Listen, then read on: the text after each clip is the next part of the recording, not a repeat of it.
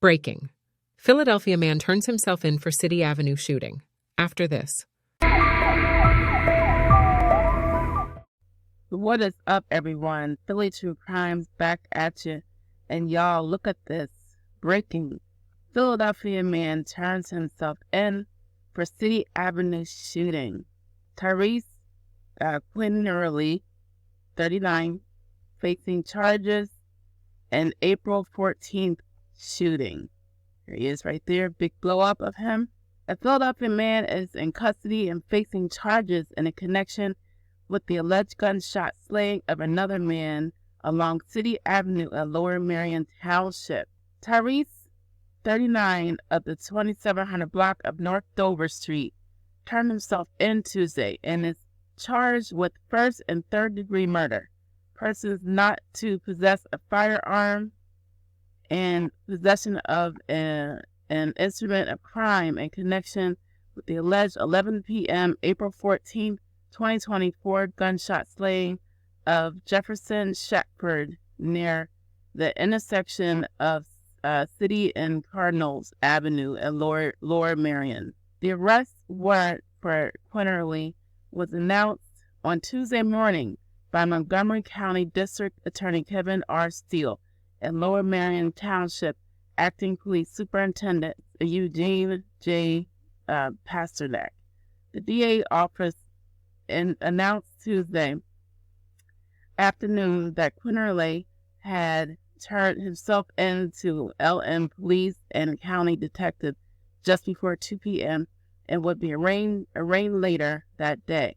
The investigation began about 11 p.m. April 14th when Lower Merion police responded to the area of City and Cardinal Avenues after a male called 911 and was yelling and kept disconnecting with the 911 operators, according to a criminal complaint filed by County Detective Heather Long and Lower Merion Detective David Herbst. Arriving officers observed a green Chevrolet Express van in the southbound right-hand lane of City Avenue and an unresponsive male identified as Shackford on the sidewalk on the passenger side of the van, according to the arrest affidavit. Officials said Shackford, 39, lived unhoused in northwest Philadelphia. Quinerley, the operator of the van, allegedly told detectives he was traveling south of City Avenue when he observed the victim lying on the sidewalk and stopped to help him. At the time, Quinerley appeared to be sweating profusely in his face and his head, court papers indicate. Quinerley told the officers that he stopped because he almost struck the victim and only stopped to render aid, as he did not know the victim. Long and Herbst alleged, adding the interaction was captured by police body-worn cameras. Officers identified Quinerley and allowed him to leave. As Shackford was being prepared by emergency medical officials for transport to a hospital, they observed what they believed was a gunshot wound in Shackford's side. Shackford was transported to Quinerley Medical Center, where he was pronounced dead. After an autopsy, the forensic pathologist determined that Shackford's cause of death was a multiple gunshot wound, and the manner of death was ruled to be a homicide. One gunshot wound consisted of an entry wound to Shackford's back with an exit through the right armpit. The other gunshot wound consisted of an entry wound to Shackford's left upper arm, Long and Herbst alleged. Detectives said Shackford went by the nickname Creek and had a tattoo on his stomach that read King Creek.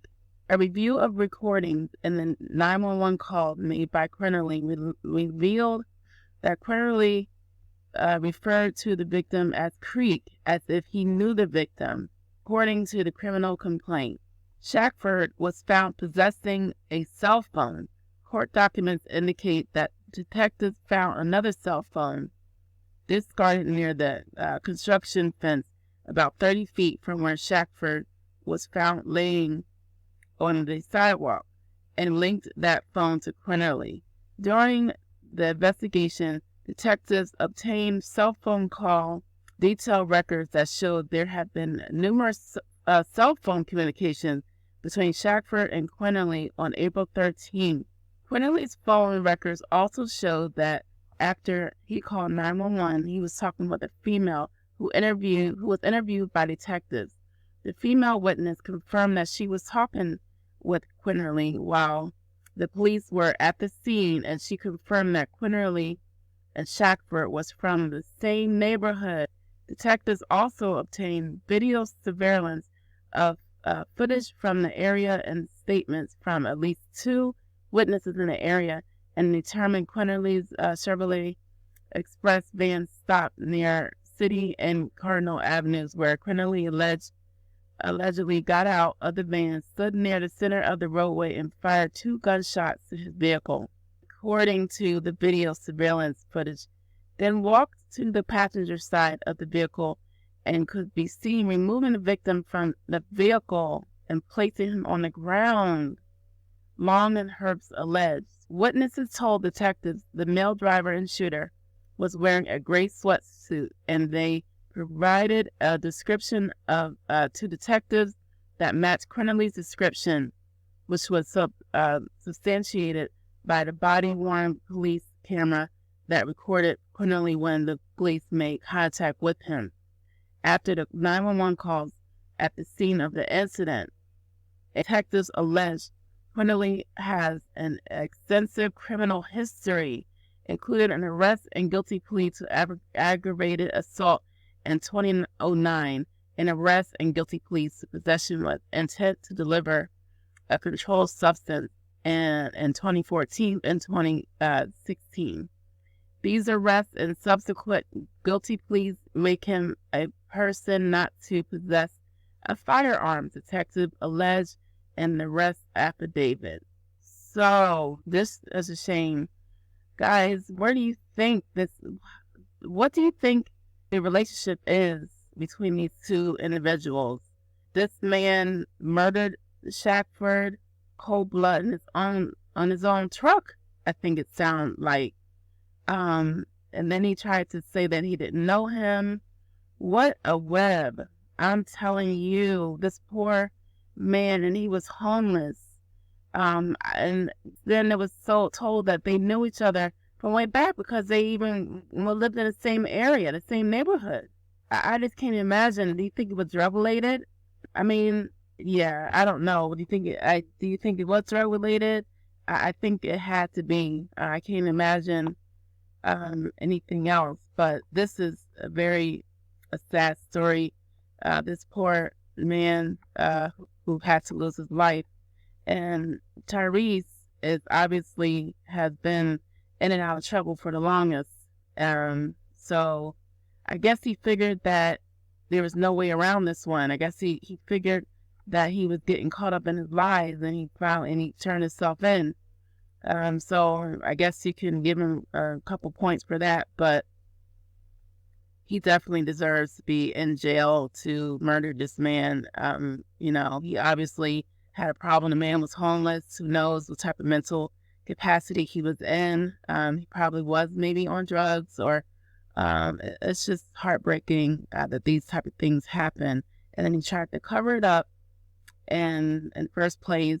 And oh my goodness, this is just really upsetting. So rest in peace to King Creek. And guys, let me know what you think in the comments. Why do you think this went down? What do you think transpired before this all happened? Do you think it was just an argument? What do you think the argument was for? Why do you think the man was in Tyreese's truck? Why do you think he was in there? So yeah, guys, remember, as crazy as the world can be out there, just keep your light shining bright, stay safe, and remember to do the right thing. And please like and subscribe for the latest Philly crime news. We out.